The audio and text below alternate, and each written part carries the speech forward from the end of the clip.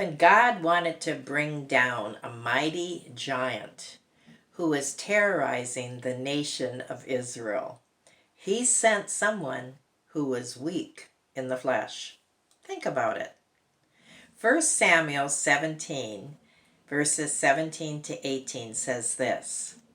Then Jesse said to his son David, "Take now for your brothers some dried grain and these 10 loaves, and run to your brothers at the camp, and carry these 10 cheeses to the captain of their 1,000. Well, in the eyes of the world, what could be weaker against a trained warrior, a fearsome soldier, than a young boy? No formal military training, no armor, and he was dressed in the humble shepherd's garb. That giant must have laughed when he saw David.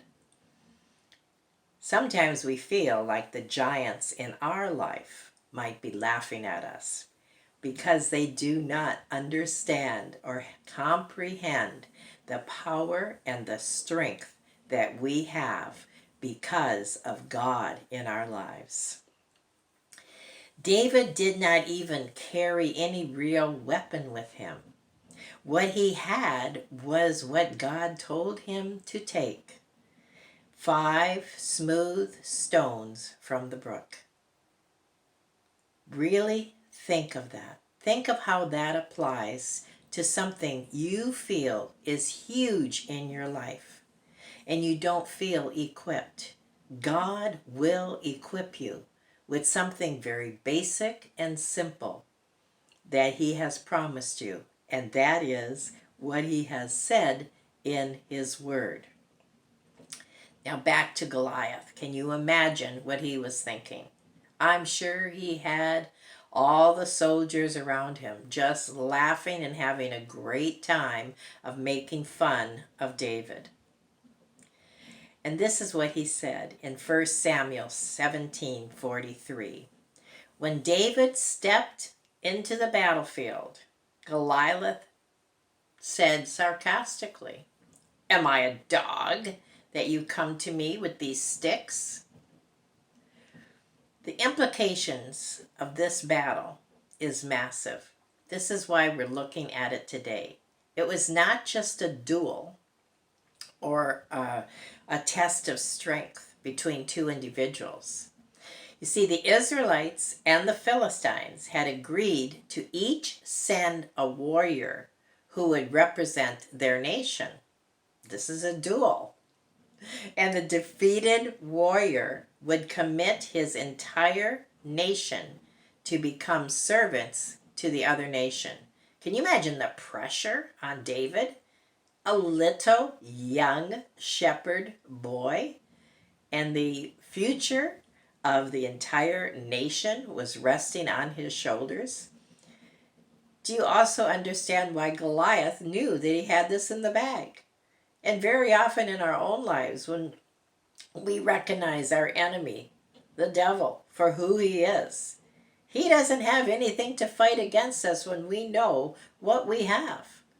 We have the blood, the name, the word, the BNW. Those are mighty, mighty weapons against anything the enemy would try to throw at us. Think about it. So now a lot was riding on this fight. And who does God send to represent Israel? Again, this little shepherd boy. In natural terms, we can't understand it. But then when we think of it in spiritual terms, it totally makes sense.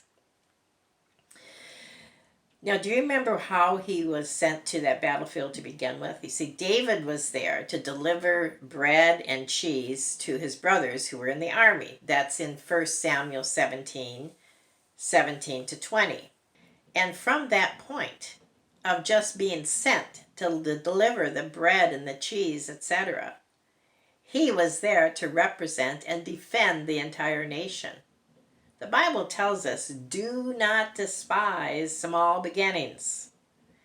God may have planted something into your heart for you to do, and you feel that you are not adequate or not equipped, God doesn't make mistakes. He will give you what you need when you respond to the call of God asking you to do something.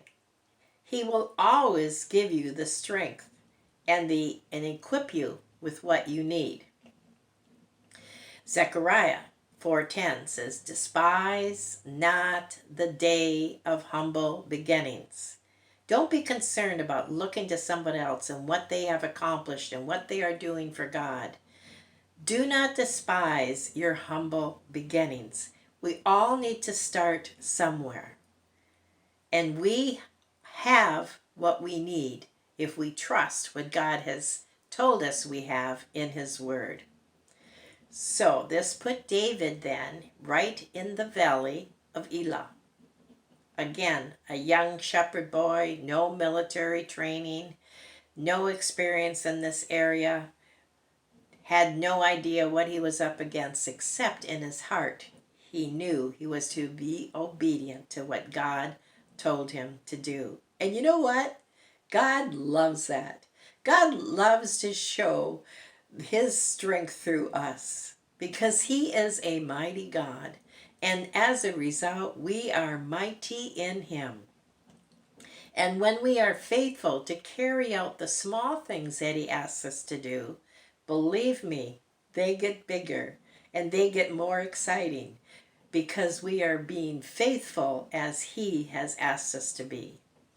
So don't hold back when God says to do something for Him and you know beyond a shadow of a doubt that it is coming from your heart, spoken from God's mouth to your heart, that rhema word that gets into our spirit.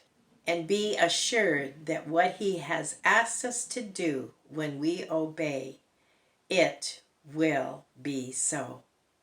He will do what He has promised to do through us. It's so exciting. And afterwards we're like, what just happened? I obeyed God and look what happened. Why was I fearful of that? Why was I concerned about what others think?